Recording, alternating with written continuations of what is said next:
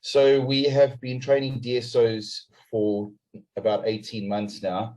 And yeah, we decided at the end of last year that what we were going to look at doing is look at doing these monthly, excuse me, these monthly webinars just for an hour, really in the safeguarding space. We'll get different speakers, sometimes local, sometimes international. We have booked some of the speakers for the rest of the year, so some of them are really looking quite exciting. What I decided to do this month, and we did want to tee it off obviously last month, but yeah, as a result of just things being so manic, we decided to go ahead with this year. So yeah, this one is really going to be just talking into what is a DSO. I know that some of the DSO courses have had various conversations along the way. I've had people, contact me and saying, listen, what if something happens in my club? If I'm the DSO, would I be legally responsible? Is there a failure in duty that I could be found guilty for? And then I suppose the bigger thing is really, what are we being called to do? We did the DSO course. We kind of got the broad strokes in terms of what we need to know to be a DSO. But when we get back to the club, what does that actually mean? And so I've thought that this evening we will kind of just unpack some of that stuff and just answer some of those questions. And then obviously coming out of this, if there are any questions or if there are any requests, or if you are having any challenges having gone back to your club, this is kind of going to be the forum to unpack those things, because I think a lot of the DSOs, and we're seeing this quite often, we will have DSOs having gone back to clubs after doing their DSO training, after having passed their certificate, and we'll have one person phoning and saying, hey, listen, this is my challenge, and then somebody else will phone and go, listen, this is my challenge, and somebody else will phone, and the challenges all seem to be relatively the same. So yeah, tonight I want to kind of take us through some of the stuff is what we discussed in the DSO, but really talking about responsibilities and what that should look like having gone back to your club. So I'm just going to share my screen quickly. Excuse me. All right, so implementing safeguarding into sports clubs really after the DSO course, and kind of how do we move forward, and what is our kind of responsibilities. So I want to kind of take it back a little bit for those of you that did your DSO course a fair while ago, and just kind of unpack how we've got to where we are very quickly in the sports safeguarding space. So off the bat in 2016, there was a consensus statement signed by the IOC, essentially going, all sports organizations must implement and monitor policies and procedures for safe sport. They must deliver an education program for all main stakeholders. Sorry, I just want to. And then they must appoint and work with qualified designated personnel responsible for safe sports programming and athlete welfare. So that was kind of way back in 2016. In 2017, you may or may not know about the Kazan Action Plan, which was signed. South Africa was a signatory. And essentially, that basically said that all countries, South Africa obviously being one, all national sports bodies have to formalize policies to protect children, youth, and other vulnerable athletes. All national sport bodies must have a nominated DSO, child protection officer, and nominated sport integrity officer. And all athletes, coaches, and sports officials must have participated in at least one training or orientation session on the protection of children, youth, and vulnerable athletes. Interestingly, that sport integrity officer profile, we have got someone either next month or the following month, I'll double check, an international speaker talking on sports integrity, talking on competition integrity, and he has got a hell of a story to tell. He's been through quite an ordeal. So when you do see the save the date on that one, if you're available, I'd certainly encourage you to be a part of that. Okay. So implementing into clubs, 2018, South Africa hosted the first safeguarding conference. We co-hosted with SASCOC and Jose Foundation. 2019, the Guardian was invited to attend a safeguarding of children and vulnerable athletes seminar, which happened in Trinidad. And in 2019, SASCOC developed their safeguarding policy. We all know what happened in 2020. Everything came to a grinding halt.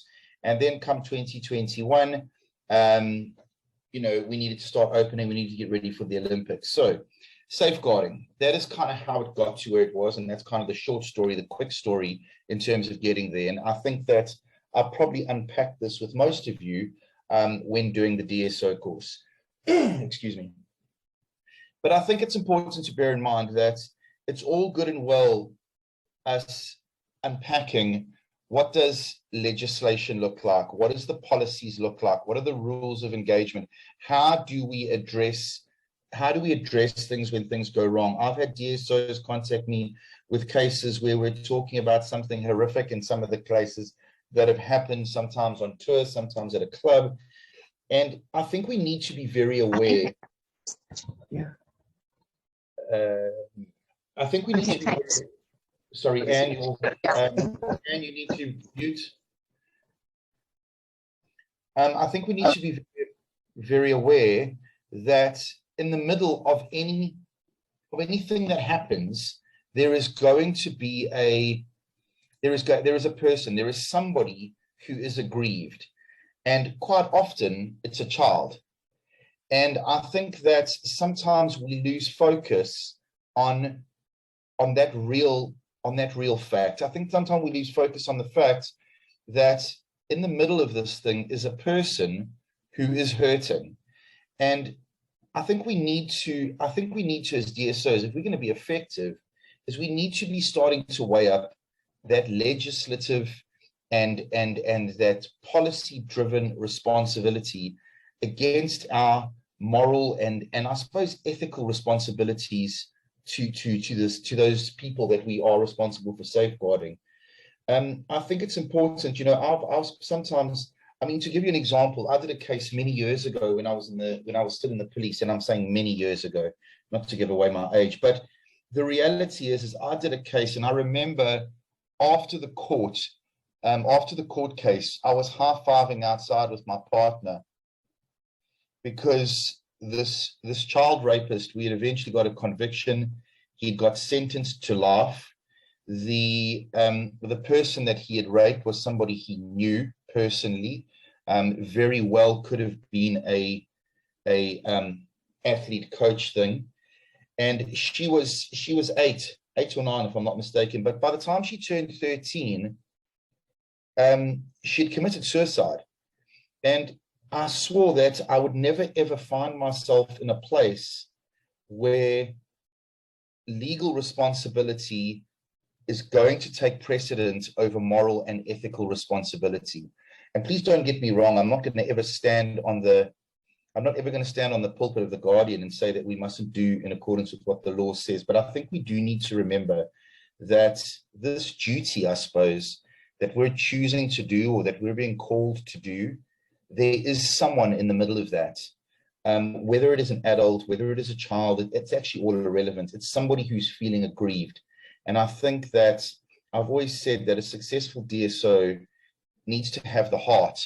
I can give you the brains, I can give you the information, I can give you the education that you need, but having the heart is very important. And having that heart is not saying that the person needs to be soft. It's actually the contrary. The person needs to be strong. They need to be someone who can stand up when the time needs for them to do that, but stand up for what is morally and ethically correct. The first consideration when looking at a DSO is, before we consider what is a DSO, I think I want to kind of tap into what a DSO is not.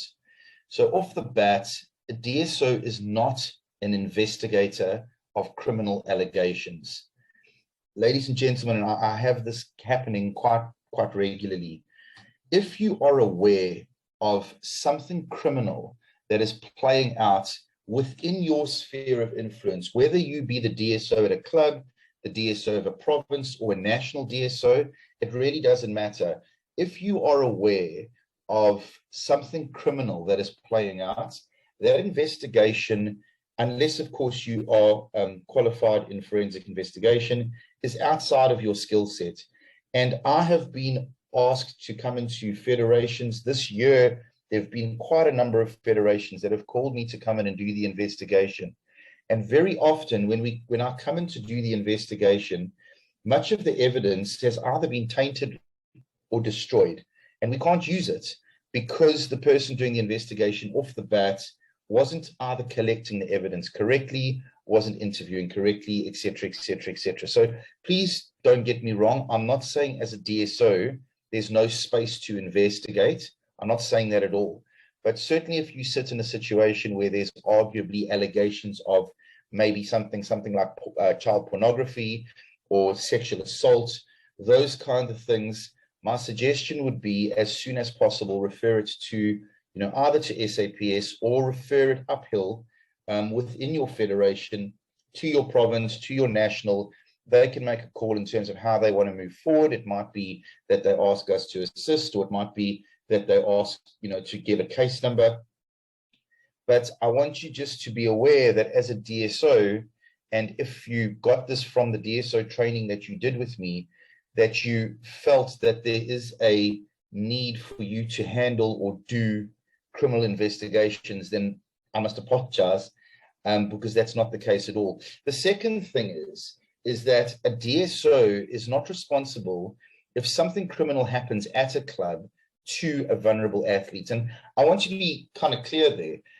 So there is, I suppose there could be a level of responsibility if what happened was as a result of, just failure to do the basic necessities, the failure to do the basic duty of care. I suppose there could be arguably a problem in that space. But, with that said, if you were babysitting a family member's child and that child, I don't know, swallowed poison or something, there would be a similar responsibility on you. There is a duty of care on us to make sure that people are safe. And as a DSO, there is that responsibility.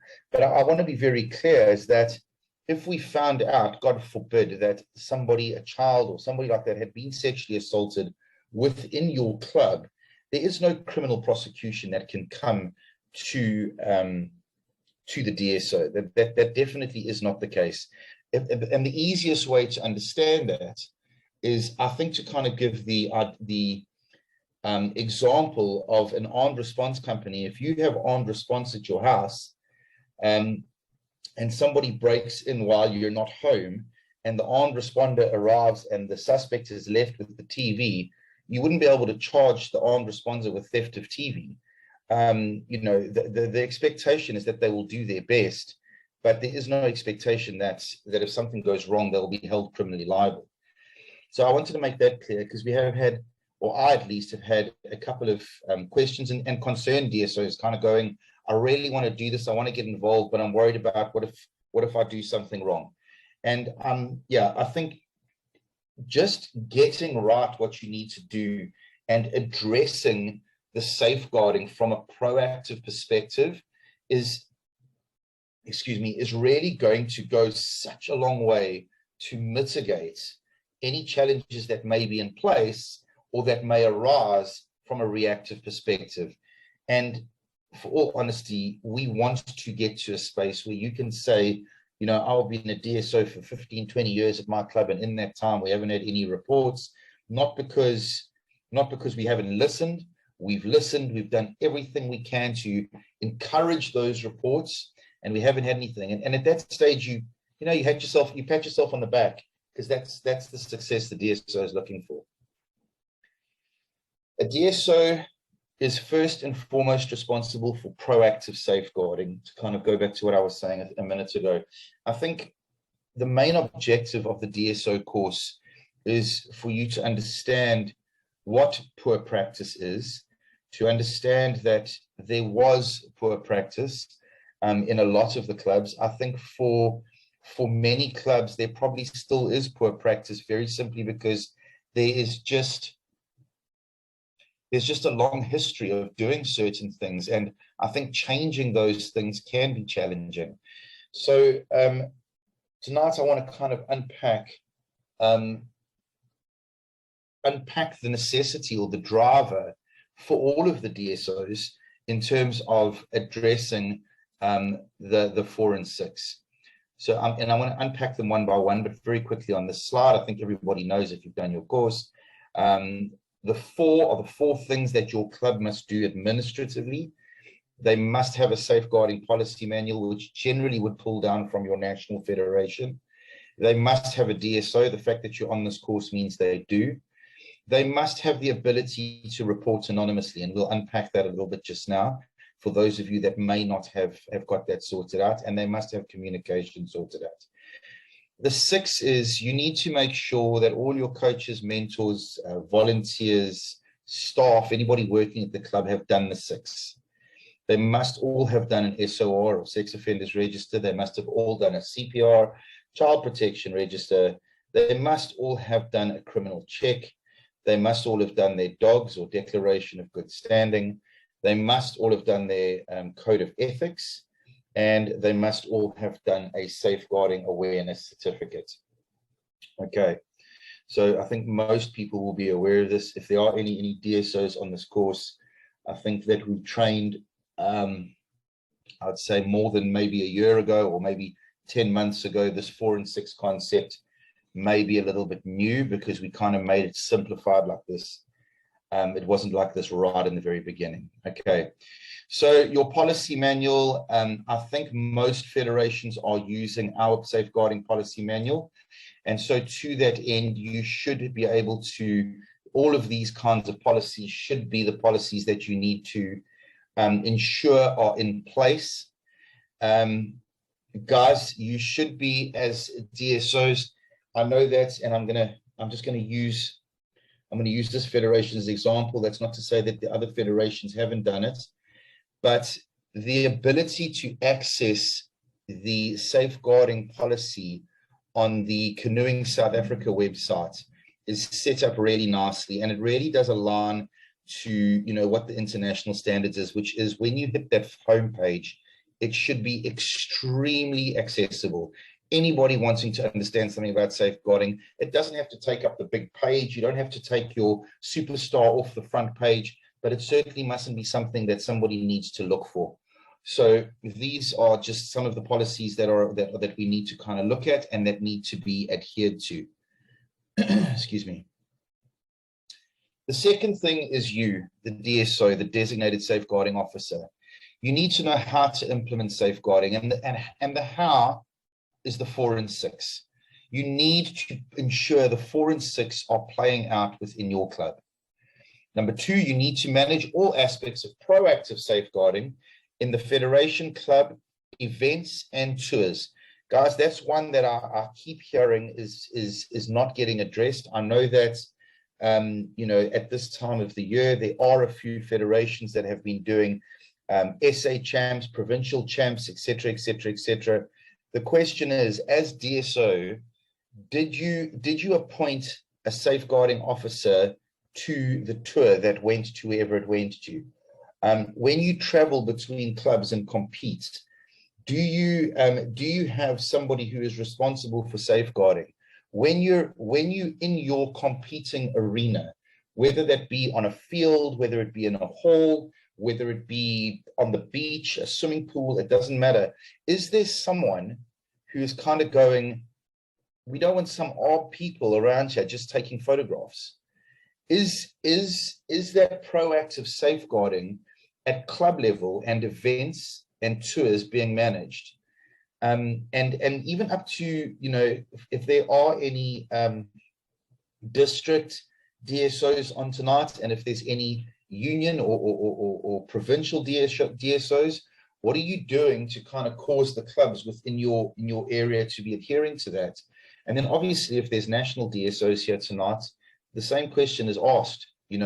What are you doing as the national DSO to make sure that your unions are causing your districts to cause your clubs to make these things happen? And if you are at national level and you are having things like SA champs or national champs, as the national DSO, that's your responsibility to make sure that the safeguarding within that environment is being addressed. As a DSO, you need to receive and action complaints or concerns. I can't really dig into that too far because very simply, every complaint and concern would have different merits and different dynamics. And I will always say this: if you get lost, if you go, this person's complaining about this, I'm not quite sure, reach out to us or reach out to another DSO and kind of go, listen, this is what I've got going on.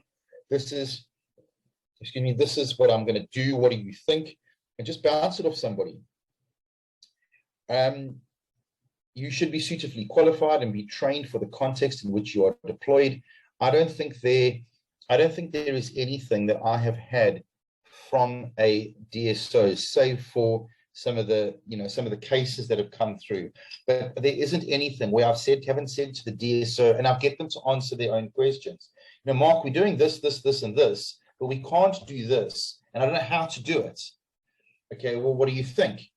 And 9 times out of 10, they get there. So I think, as DSOs, you are more qualified than anybody in your club to handle this.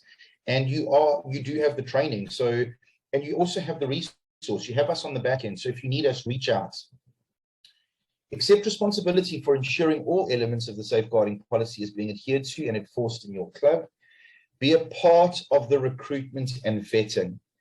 Guys, if you are on your safeguard profile, which we will talk about just now, and somebody says to you, hey, listen, have you loaded, I don't know, Pete Pompies on, he's the new coach, you have to be asking, how the hell did Pete Pompies become the new coach without me being aware of that?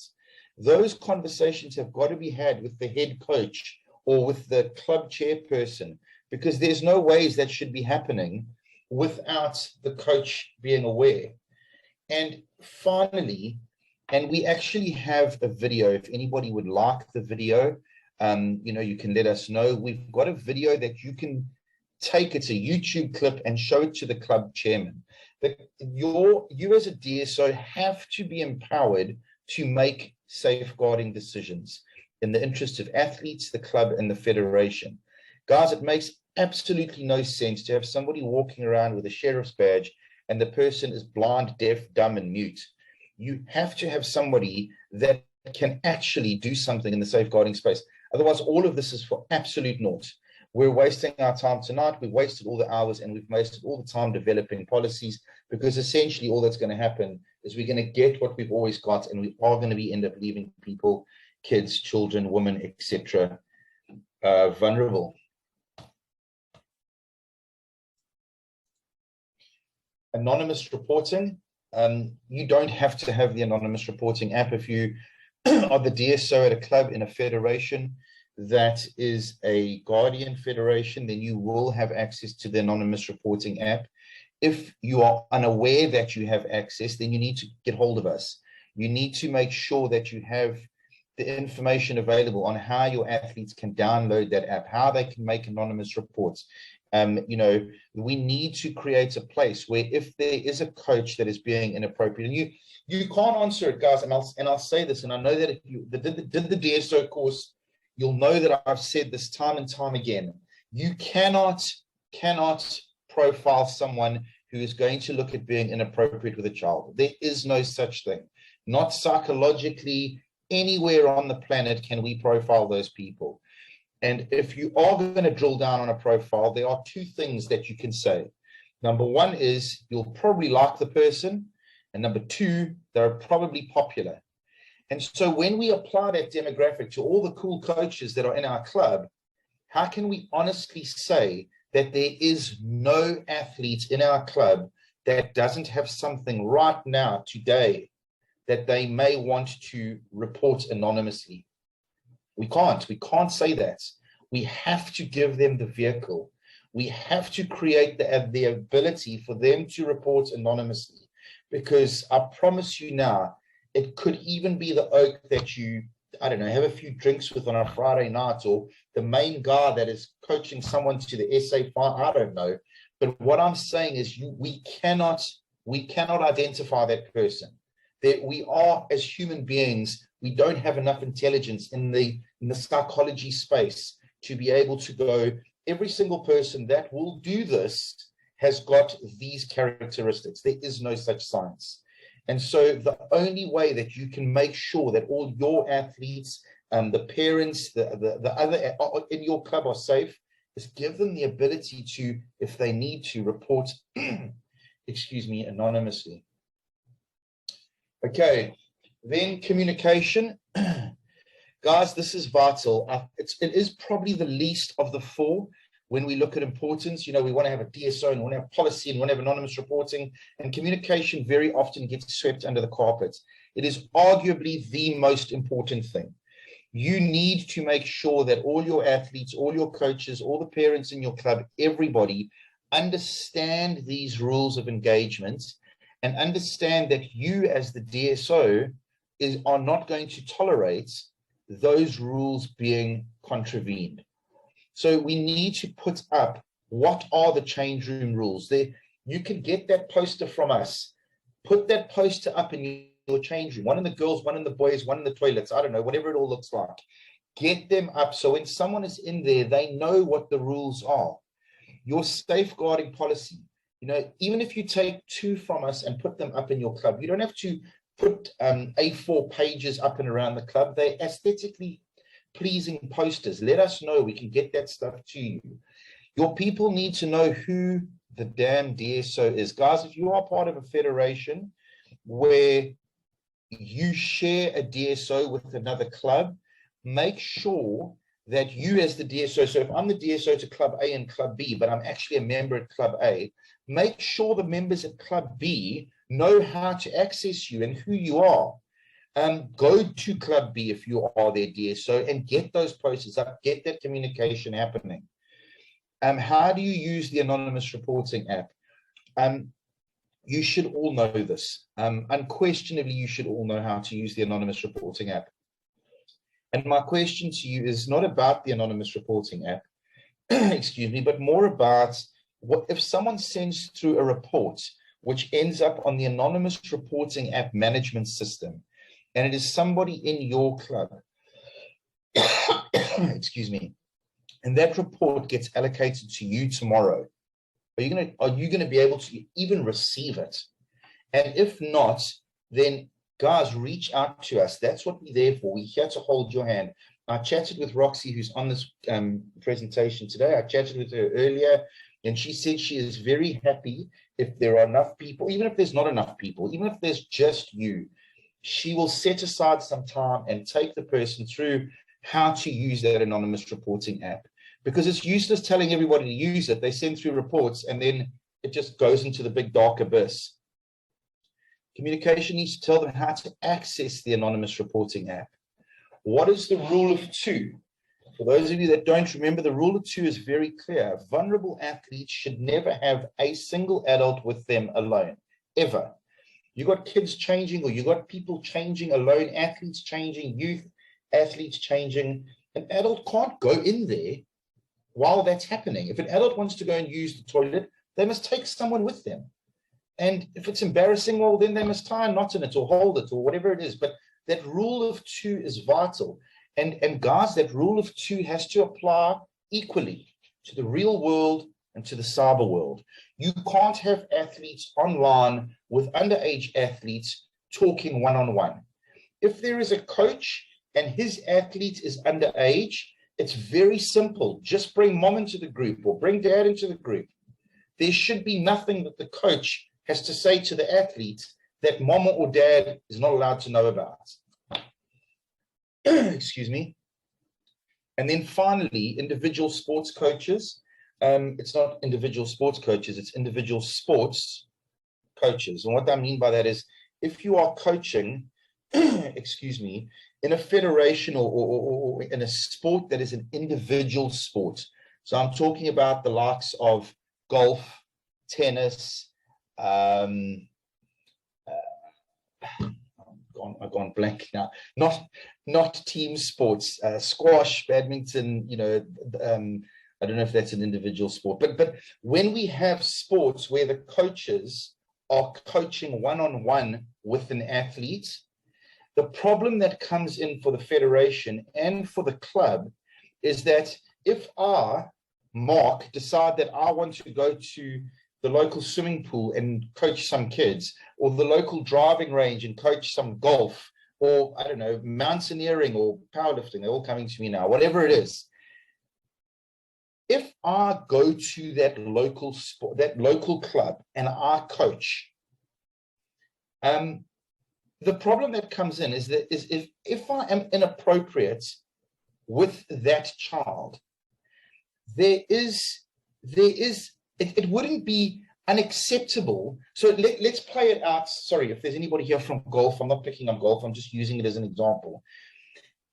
If somebody brings their child to me and I'm coaching golf, and they say, hey, listen, you coach golf? And I go, yeah, 100% I coach golf. And they leave their child with me so that I can coach them golf. And what ends up happening is I build a relationship with this person and it becomes inappropriate. And they find out that I actually did this, in another province 4 or 5 months ago, and I got released from jail. It would not be unreasonable for that parent to expect that club to have done the due diligence. The problem that comes in is, how does the federation manage and monitor every single coach that is coaching a sport or an individual sport? Well, the way to do that is the federation or the union or the club or whatever it is needs to go, these are the list of coaches that we endorse. They have done their level 1 coaching or their level 2 coaching or whatever it is. But more importantly, they cleared against the sex offenders register, child protection register, criminal check. They've signed their code of ethics and declaration of good standing, and they've done their SAC. And that can go onto the union's website. It can go onto the federation's website. So when I, Mark, want to take my kid to a sport that is an individual sport, and I'm sitting here in Durban, and I want to choose a swimming coach or a golf coach or whatever the hell it is, I can go and check and go, oh, this person has met all the criteria, ticked all the boxes, I'm going to choose that person. That is something that we have to do. And if you are the coach, or if you are the DSO in a sport where individual coaching is kind of the norm, then you need to ensure that your safeguarding policy has what is called a coach's policy. The coach's policy isn't as important in your team sports, very simply because those coaches generally have to adhere to the rules from the DSO at the club. So if we're talking about a rugby or a hockey or a netball club, those coaches are generally in the mix with that club. But with the one-on-ones, we need to be a little bit more guarded. Okay, excuse me. Then the six things that all your coaches, administrators, etc., must do. Number 1 is sex offenders register. Number 2, child protection register. Number 3, a criminal check. Number 4, they must sign a declaration of good standing. We know that obviously with these 3, if your name is not on these 3, it means you haven't been caught. Doesn't mean you've done nothing wrong. So you do need to sign a declaration of good standing saying that you're not leaving any shadows or mistiness behind you that we need to be aware of. Code of ethics, they must sign and subscribe to the code of ethics of the federation, and they must complete their SAC or safeguarding awareness certificate. Guys, I'm not going to drill down into too much of the 6, safe to say that these 4 and 6 they should make up 80%, no, let me rather say 50% of everything the DSO does. The other 47% should be just making sure that the members and coaches, etc., are adhering to this stuff. And if that's the case, then we should only be looking at 2 to 5% where we're actually doing investigation. And those investigation challenges, like I said, should always be escalated, whether it's to your district or whether it's to your union or whether it's to your national federation, obviously depending on the size of your code. Okay, guys, safeguard.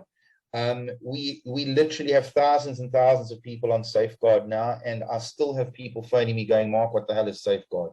So I want to explain safeguard to you, and then I want to let you know that the management of safeguard, if you didn't know this, then in the words of Big Bang Theory, bazinga, you've got it.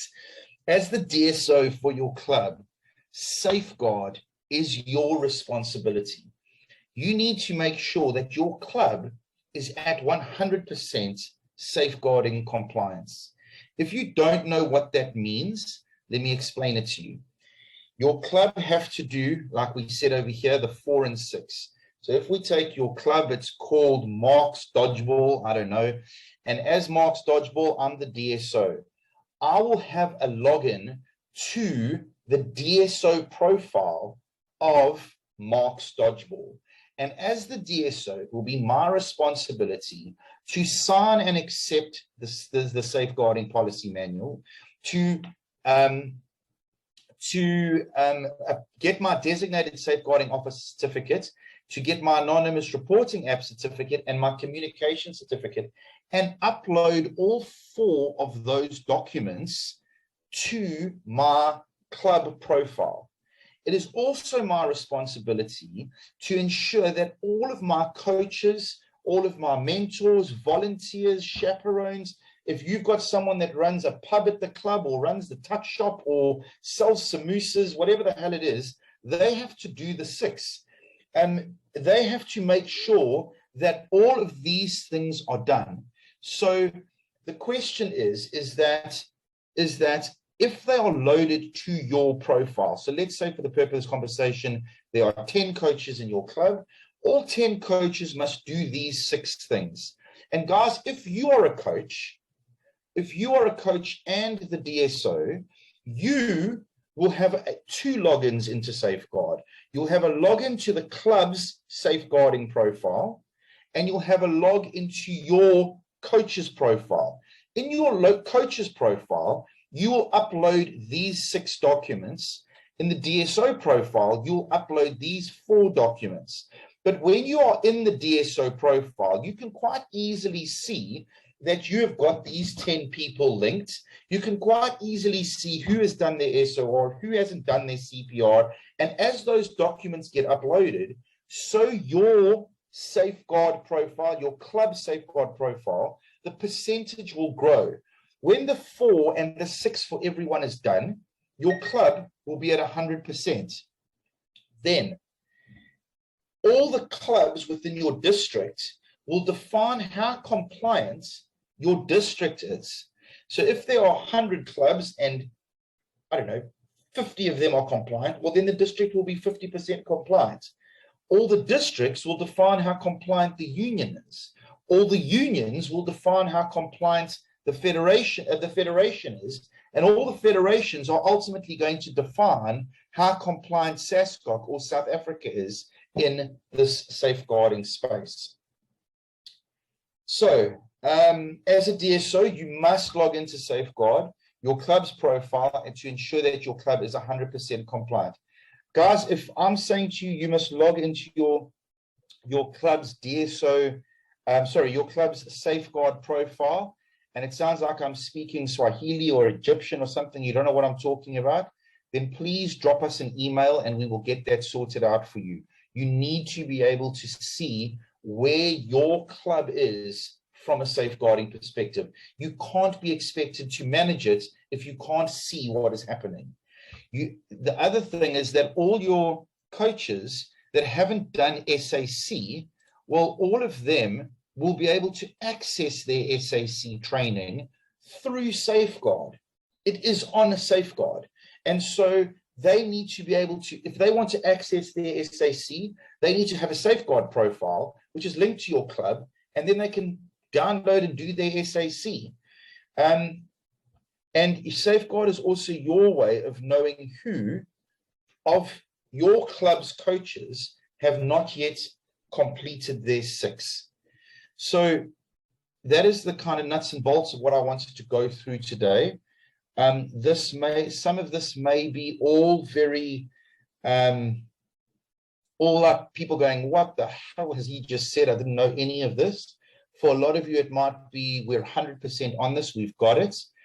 I want to just finish off by saying that we are going to obviously have, like I've said, have different speakers.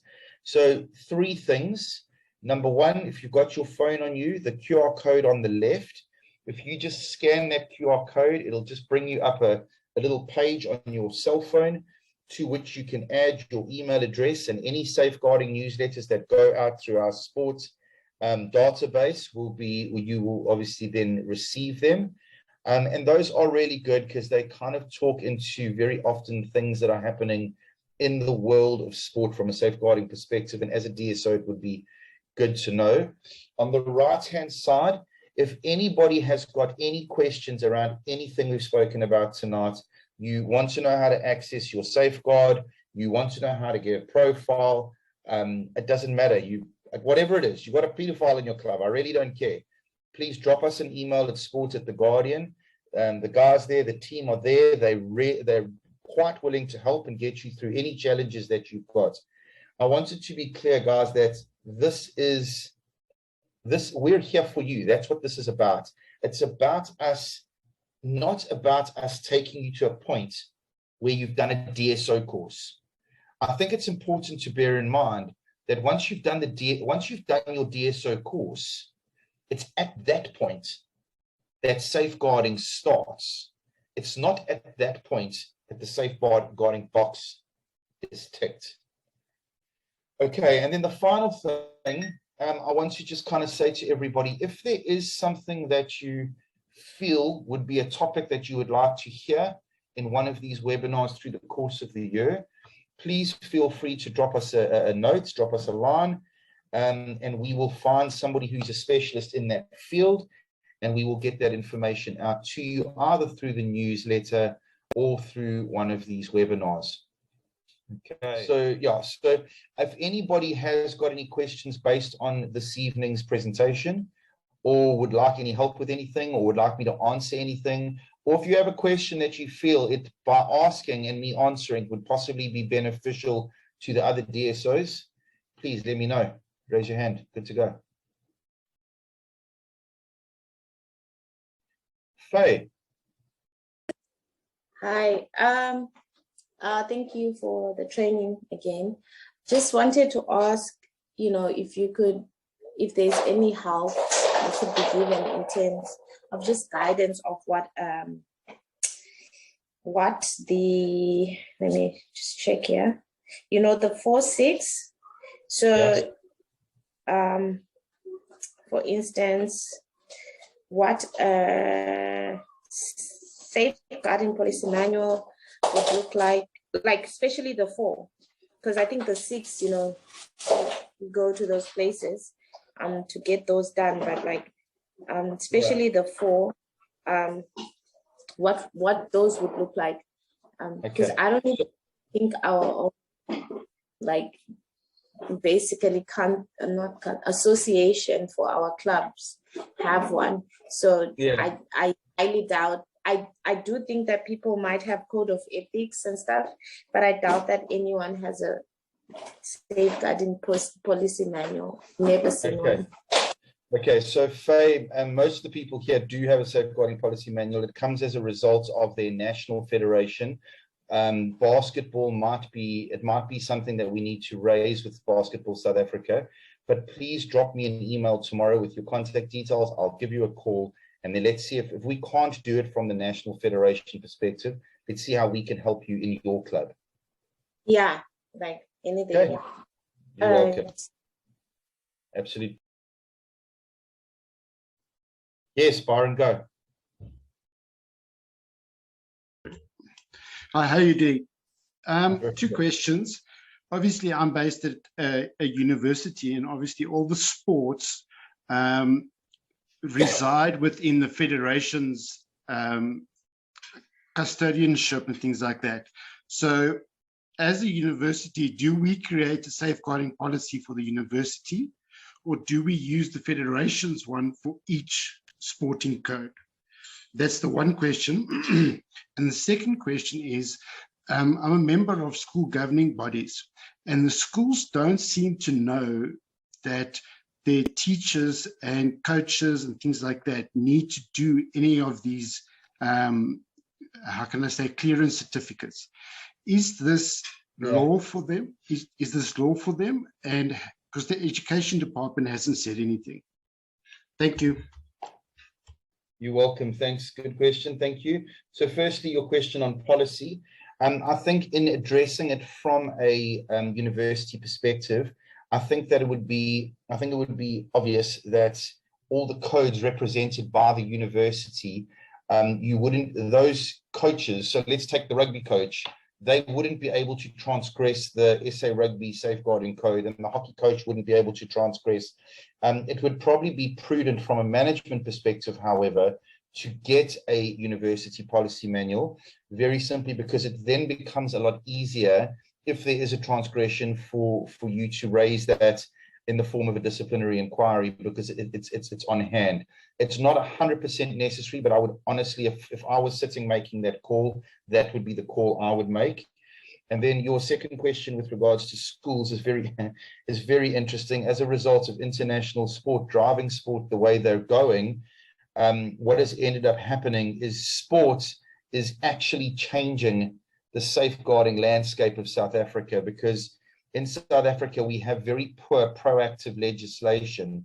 But because of questions like you're asking, which is why are schools not drilling down on what needs to happen over here?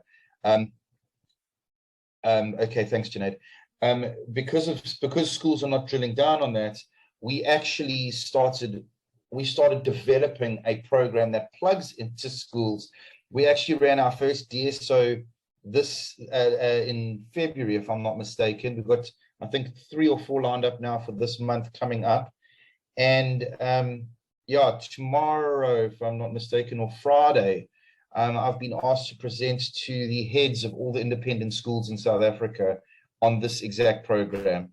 So I think it's a case of South African legislation has got left behind, and sport is really kind of driving this. So yeah, kudos to sports, but I think at the end of the day, kudos to the fact that it's getting done.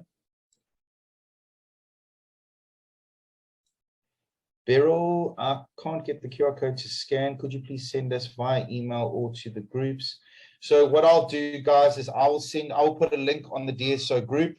If you're wanting to access the newsletter, I will put the link on those DSO groups, and you can just click on the link. And again, it'll open up that little page for you, and you can just put in your name and cell phone and email address, and then you'll start receiving those safeguarding newsletters. Is that it, guys? Yes, how can I help? The other question I have is around the registers. How can we get that done? Like the sexual offenses and the child protection, like who do we go to? Because yeah, the criminal check, that's easy. But this one, me, you, okay. Put it in your email that you're sending for the assistance that you need, and we'll drill down on all of that. We can help with all of that stuff for you. Okay, great. Okay, cool. Thanks, guys.